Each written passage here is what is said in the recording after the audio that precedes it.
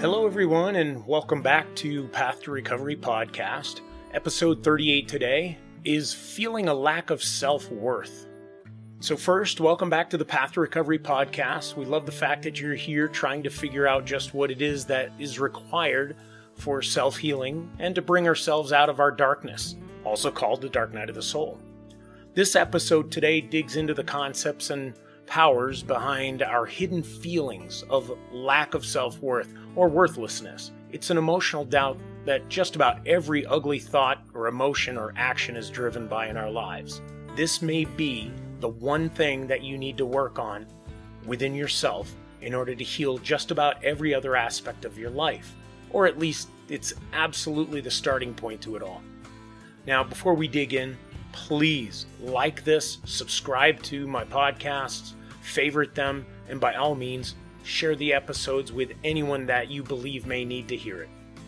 Now, as I mentioned before, the feeling of lacking self-worth or worthlessness may be the one thing that you need to heal from in order to succeed in your desire for totally healing from your emotional train wreck. In other words, it may be one focal point you need to attack to stop the dysfunctional thoughts and actions you take every day. So where do we begin in order to understand this powerful process? Let's first start by understanding what this lack of self-worth really is. Now, this is truly a feeling of inadequacy.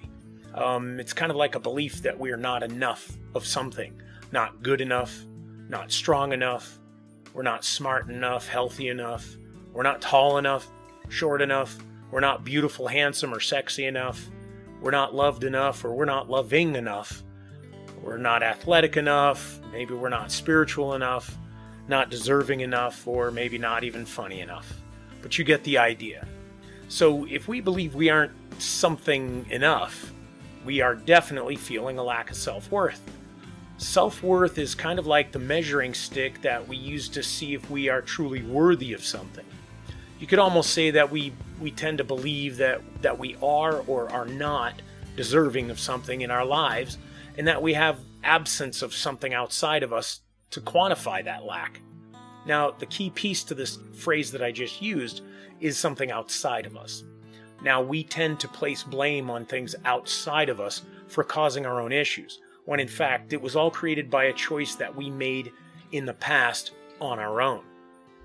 Now, I'll bet you that by the end of this podcast, that you're going to be surprised at just how many feelings of inadequacy we already have in our current lives, even if we're super religious or super spiritual or wealthy or even in a happy point in our lives right now. The word inadequate is another great term that helps describe the exact same thing, and it may just be one of those words that when you hear it, it can bring you further down into your darkness. So here we go. So what I'm going to do is I'm going to take you down a scenario that might seem familiar to you, or maybe not, but you'll get the idea. And we're going to dissect it to find the issue, or the true issue, or the trigger that could lead us further down into our darkness. So here's the scenario. This lady's name's Ellen. She's about 56 years old. She's in a healthy relationship with a boyfriend, and she has a 30-year-old daughter who just happens to be in a very volatile relationship with the father of her children. She's got 3 kids. Of those 3 children, her oldest, who is 7, struggles with having to play the role of mommy with her younger siblings.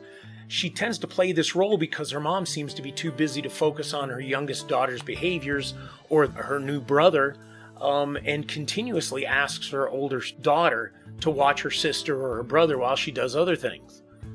Now, Ellen has also been struggling at her work as she's a manager of a business. She struggles because her employees tend to behave as if they're not to be held accountable for their actions and requiring a lot of monitoring. They're not self-motivated enough. And she also struggles with the owners of her business, as they would tend to contradict her decisions on every turn. It's kind of like when she wants to make a choice or makes a decision and has something change, they say, we're not going to do it that way. So that can also be very confusing to the employees as well as Ellen herself. It even became such a struggle that she was considering quitting her job, and her health was beginning to kind of like absorb the effects from her emotional struggles. Now, her daughter would also be somewhat of a struggle, as she was very dependent on Ellen to always be there whenever she needed her, at her beck and call, calling her whatever times during the day. So Ellen's major struggles revolved around what seemed to be having to take care of many children, so to speak.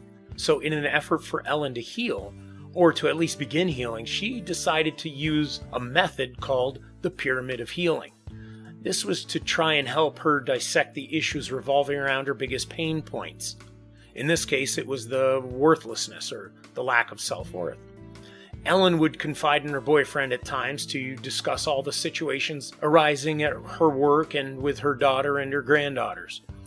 With his assistance, Ellen was able to kind of understand where her pain was, but not really walk through a complete healing of her pain yet. So Ellen requested that her boyfriend assist her in this process, as I had actually taught him about the Pyramid of Healing years ago, and it came up with some incredible success for him. So let's dig into this process called the Pyramid of Healing.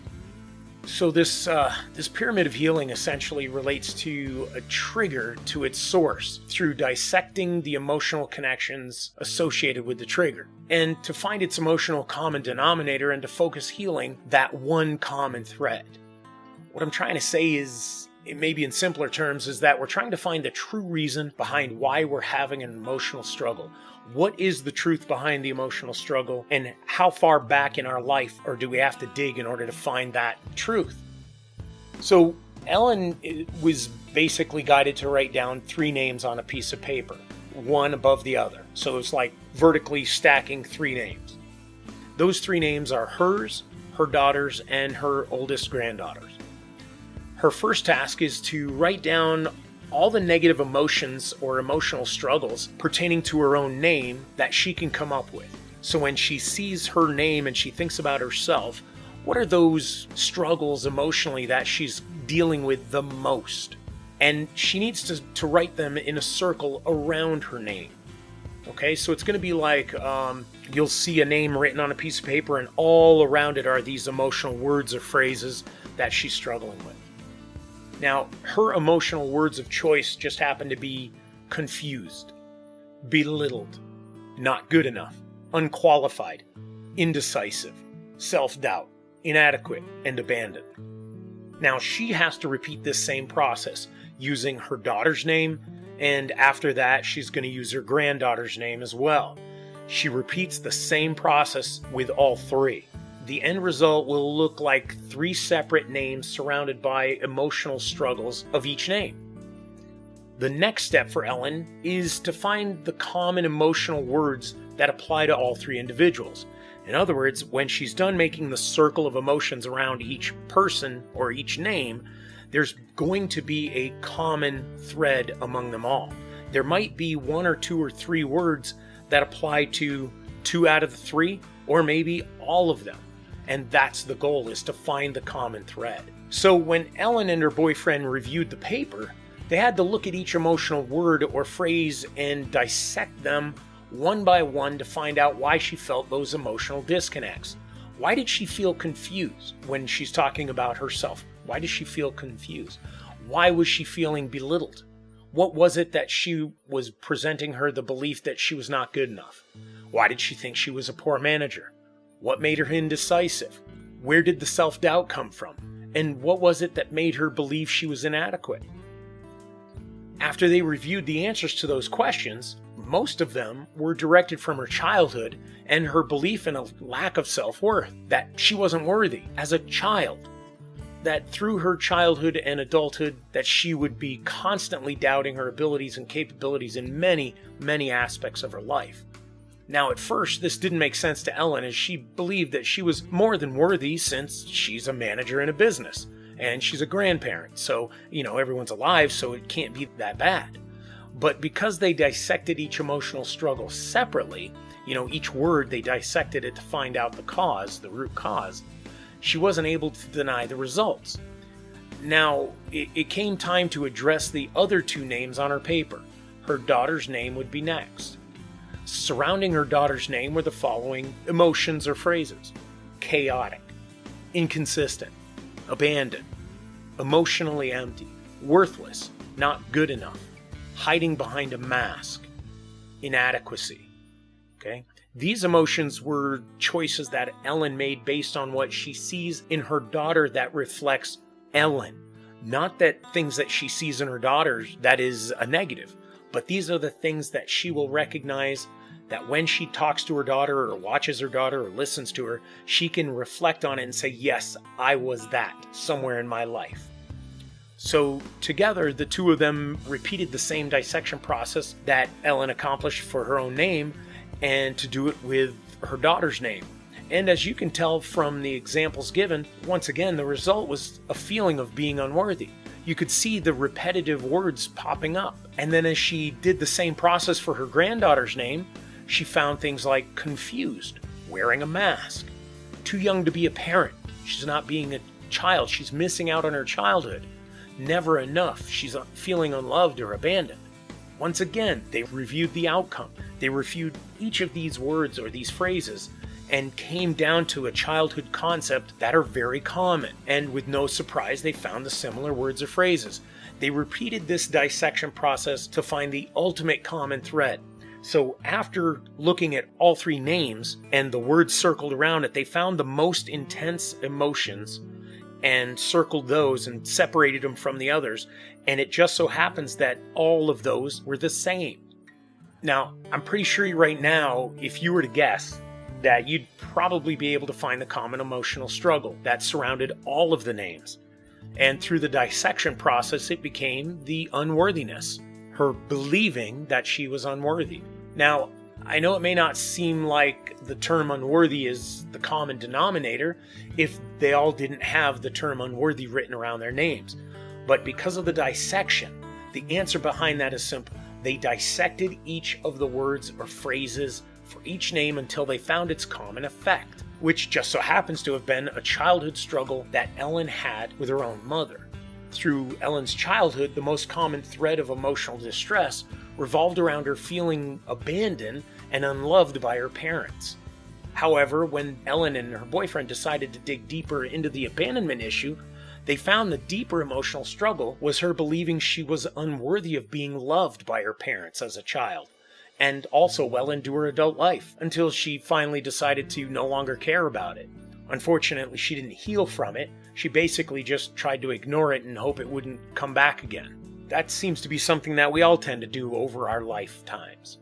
Now that we've gone through that scenario, I'd like to challenge you today, tomorrow, next week. I would like to challenge you to find either one name of a person that you're struggling with, or maybe an event or a situation that triggered you into darkness, maybe anger or hate or whatever it was. And I'm willing to bet that at least more than 75% of your current issues that you're struggling with today will revolve around some sort of belief that you feel unworthy of something. Now, it could easily be 100% of your struggles revolves around the belief that you're unworthy. Now, I've run through this process hundreds, if not probably thousands of times in my life in order to heal completely from my past issues as well. So now that we've taken you through an exceptional process for finding the point of healing, what are you going to do to heal from it? The process that you're going to use in order to completely heal from your pain point, that's maybe unworthiness or whatever your pain point may be, it's a process called forgiveness. Now, one of my other podcasts called Cognitive Awareness with a Touch of God, episode 11 actually covers responsibility and forgiveness, and it covers it in detail. And it gives you the whole process of forgiveness, as well as an understanding of what taking responsibility means when it comes to healing our own issues. I'll put a link to it at the end of this podcast so you can get a better understanding of what the next step is actually going to be.